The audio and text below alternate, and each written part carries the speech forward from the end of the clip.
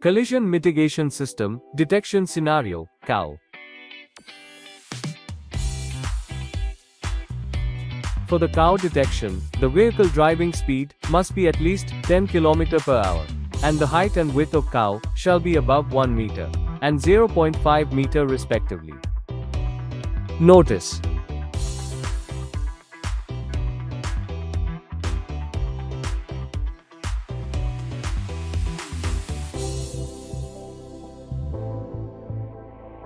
Level 1 warning. The driver is alerted to the risk of an imminent collision by first level of visual and audible warning. Level 2 warning.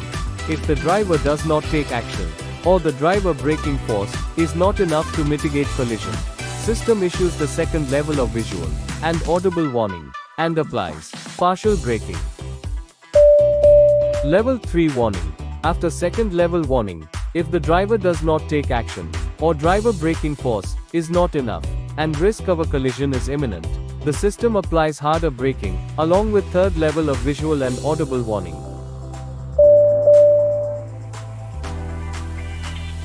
Warning.